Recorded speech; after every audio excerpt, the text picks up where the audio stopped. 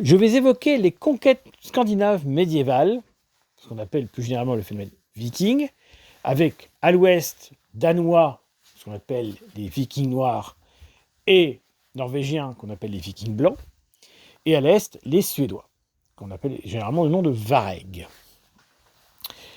Concrètement, c'est un phénomène qui a lieu entre la fin du 8e siècle et le début du 11e siècle, où les Scandinaves deviennent, entre guillemets, les terreurs de la mer, et s'attaquent à des territoires parfois très éloignés, y compris en Méditerranée, ce qui n'est pas sans surprendre, ou qui agissent comme des mercenaires, par exemple, aux côtés de l'Empire byzantin. C'est dire la capacité de diffusion de ces Scandinaves à l'époque, puisqu'ils vont même découvrir le Groenland et l'Amérique. Sur le plan de l'action militaire, le moment clé de démarrage, même si en fait il y a eu des attaques préalables, c'est la fameuse date de 793 à Lindisfarne, où le monastère a été pillé donc par des Scandinaves qui ont tué les moines et se sont emparés des richesses. C'est à partir de là que le phénomène des Vikings va émerger vraiment. Les raisons sont multiples, probablement des technologies en matière maritime supérieures à d'autres, une stratégie efficace, parfois avec des petits groupes qui sont suffisants pour impressionner, une religion qui peut les orienter vers un esprit de conquête, parce qu'effectivement il y a plusieurs divinités guerrières au sein du panthéon germano-scandinave, et puis certainement des conditions climatiques de la Scandinavie compliquées, ce qui n'empêchera pas évidemment le monde scandinave progressivement de développer des royaumes, et avec eux de se christianiser. On peut considérer effectivement que l'émergence de royaumes au sens fort et l'adoption contrainte du christianisme ont mis fin à la période viking. On expliquera pourquoi avec quelques éléments d'analyse. Donc, évidemment, terreur suscitée par ces pillages de païens, des païens qui connaissent malgré tout un petit peu le christianisme, parce que dès le IXe siècle, notamment, il y a des missions chrétiennes en Suède, qui n'aboutiront pas à grand-chose, mais c'est pour dire que les Scandinaves ne découvrent pas le christianisme au moment de leurs attaques. Ils savent déjà que ça existe, en grande partie. Et parfois, ils vont aussi commercer avec les royaumes et les cités chrétiennes, ce qui est parfois compliqué parce que normalement, ils sont restés païens, ce qui explique d'ailleurs la fabrication de marteaux de Thor et de croix pour, en fonction des circonstances, signaler leur allégeance à telle ou telle divinité. Ce qui est certain, c'est que, évidemment, il y a cette phrase médiévale connue en latin « A furore Normanorum liberanos domine ». De la fureur des hommes du Nord, libère-nous Seigneur. Mais en réalité, les Scandinaves ne se limitaient pas, comme je l'ai indiqué, à des pillages. Parfois, ils formaient des royaumes et s'installaient définitivement à l'image des Normands, au sens strict, hommes du Nord, ces Danois qui se sont installés dans ce qui va devenir la Normandie et qui vont finalement adopter le christianisme et se soumettre aux autorités locales.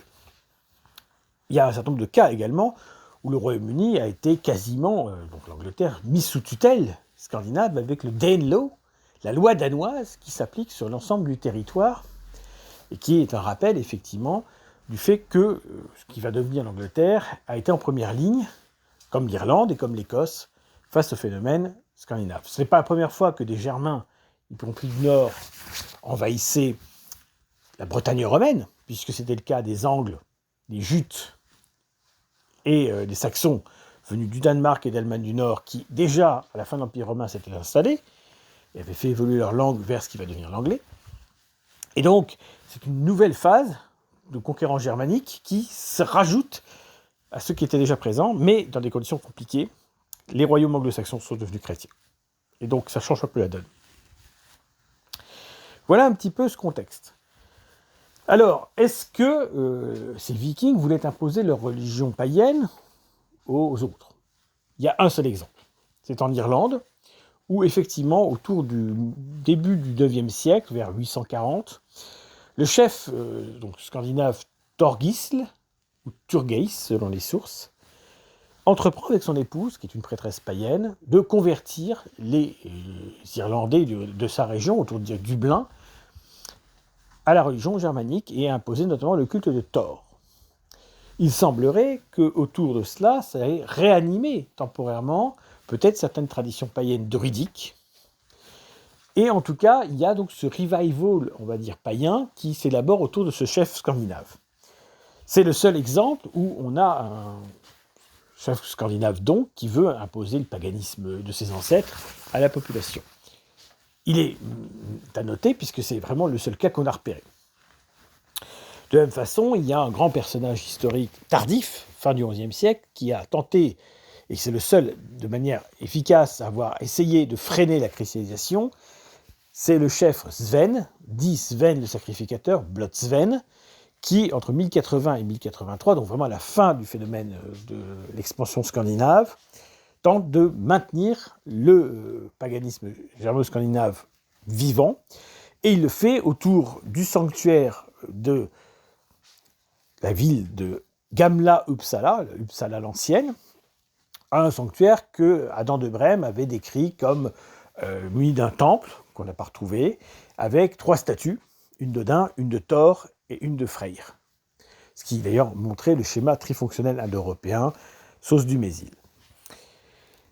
Ce sanctuaire était évidemment très important pour les Sviars, ancêtres des Suédois, les Gothards, ancêtres de ce qu'on appelait les Goths de Suède évidemment, et des autres peuples scandinaves de la région norvégien-danois.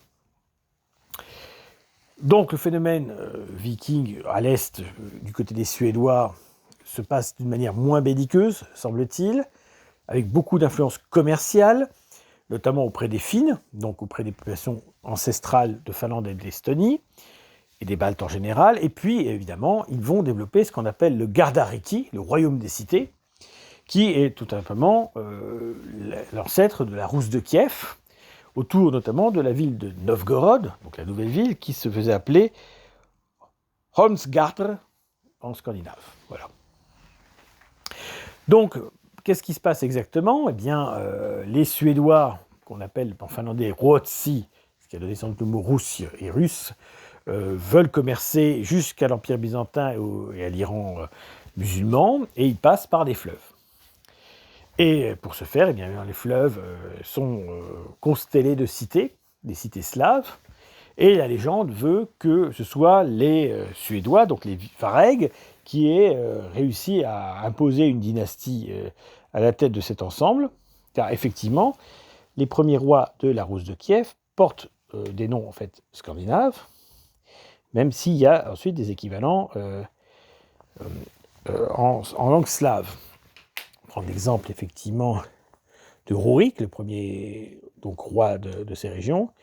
Rurik, donc le nom c'est Rurikr en réalité, de même que le Vladimir correspond à Valdemar, en tout cas c'est slavisé, et que Igor, ce prénom russe par excellence, vient de Ingvar. Donc évidemment, ça va se passer par une sorte de symbiose entre cette aristocratie germano-scandinave et la population slave, avec 2 villes principales, Novgorod que j'ai déjà cité, qui est au nord-est, et puis Kiev, évidemment, qui est beaucoup plus au sud, et qui est proche du Khaganat khazar à un moment donné. Donc, ces 2 grandes cités, évidemment, vont être la base de ce qui va devenir la Ruthénie, ce royaume donc ancestral qui était antérieur à la Russie, à l'Ukraine et au Bélarus. Donc, les Suédois, évidemment, ça a été très fortement critiqué à l'époque soviétique. On appelait ça le mythe normaniste, donc l'idée que les Slaves n'auraient dû leur développement qu'à l'arrivée des Scandinaves. En réalité, évidemment, il y avait bien entendu une civilisation slave antérieure, bien sûr, mais on ne peut nier cette fusion entre ces 2 éléments qui a été féconde et qui aboutit évidemment à l'émergence de grandes cités qui ont laissé leur nom dans l'histoire, évidemment. Donc ça, c'est le côté est. Donc le côté ouest, bien entendu, ce sont des attaques, des pillages, alors extrêmement nombreux, avec des bases arrières, par exemple près de Nantes, qui leur permettent évidemment d'attaquer régulièrement et de piller. Et comme je l'ai dit, il faut bien voir que être viking, en réalité, ça ne veut pas dire scandinave, ça veut dire être actif dans ce qu'on appelle le vikingr, c'est-à-dire quelque chose qui vient peut-être d'ailleurs du latin vicus, qui désigne les ports ou les petites villes. C'est-à-dire, en termes clairs, c'est une action à la fois militaire et commerciale, les 2 réunis, selon les contextes, évidemment. Le pillage est un aspect, mais il peut y avoir un aspect d'implantation de colons, et puis il peut y avoir un dernier aspect, qui est effectivement simplement du commerce d'égal à égal, qui peut être fécond, évidemment. Il faut bien voir que ça veut dire que c'est une partie de la population scandinave qui fait ça, rarement les femmes, même s'il y a quelques exemples, parce que la terre scandinave est quand même froide et délicate, elle est difficile à cultiver.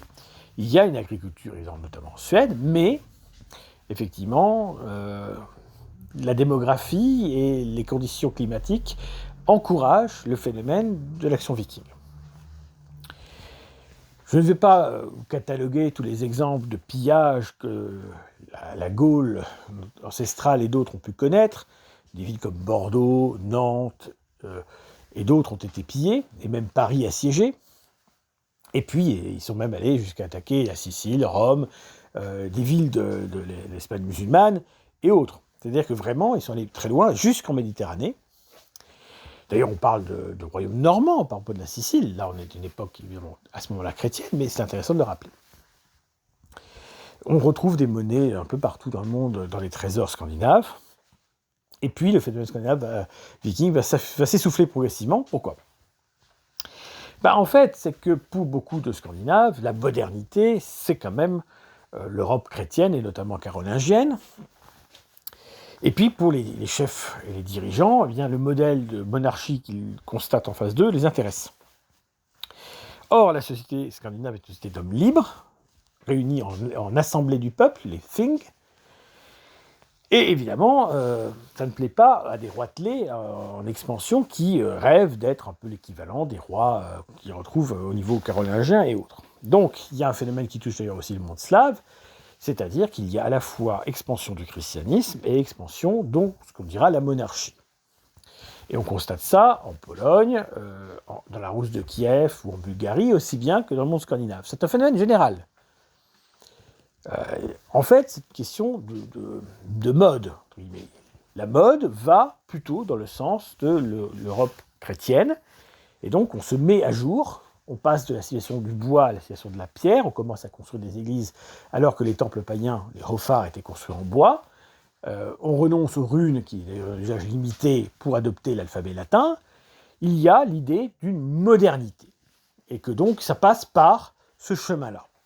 C'est un phénomène de mode, tout simplement. À un moment donné, petit à petit, les sociétés scandinaves se rendent compte que leur modèle économique n'est plus viable, et veulent se mettre à la page, si on peut dire.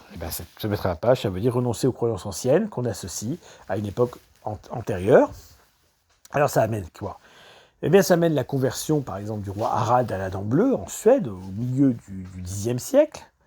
Ça faisait presque un siècle qu'il subissait les influences du pouvoir carolingien. Évidemment, les Saxons, eux, restés païens, avaient été convertis de force par Charlemagne. Et donc, d'une manière ou d'une autre, ils étaient sensibilisés à cela.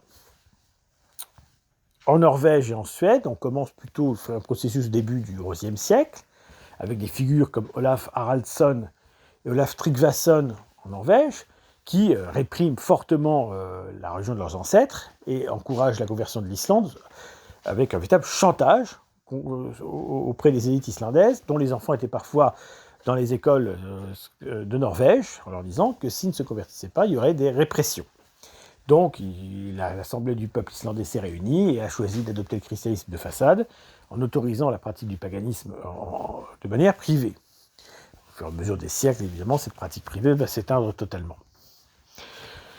Le cas de la Suède, c'est Olof Skötkonung, qui, dès le début du XIe siècle, tente une christianisation des Suédois. Alors, comme je dis, la Suède médiévale, elle est coupée en deux, entre deux peuples, les Gotthard et les Sviar.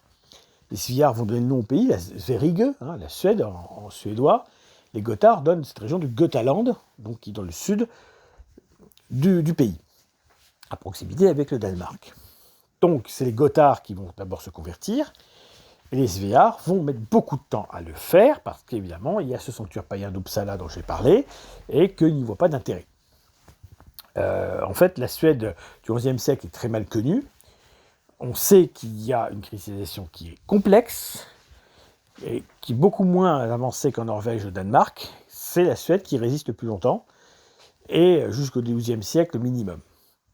Chose plus étonnante encore, très peu développée et très peu connue, des personnes qui sont condamnées au XVe siècle pour odinisme.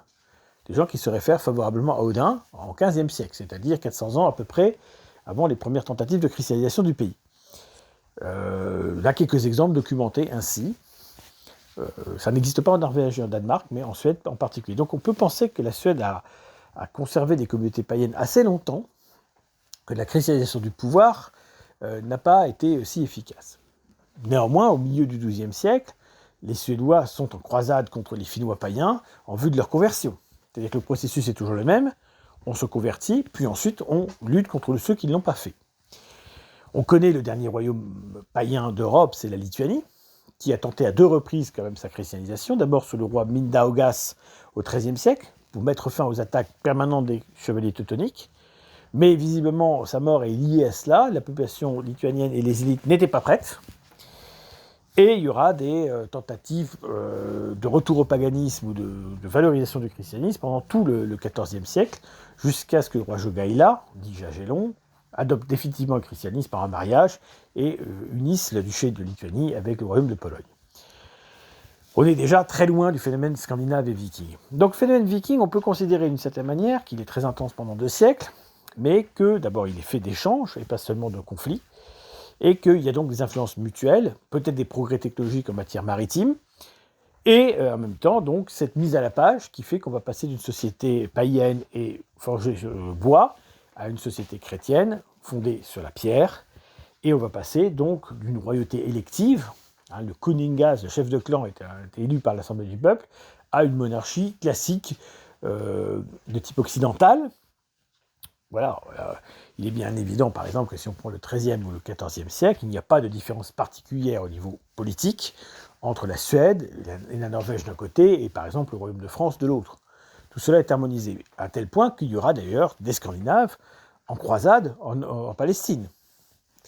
C'est dire si les temps ont changé. On va passer donc du viking qui pille les monastères chrétiens à un Scandinave chrétien qui va lutter pour les lieux saints en Palestine. C'est assez frappant de voir ce virage complet en quelques décennies, en quelques siècles.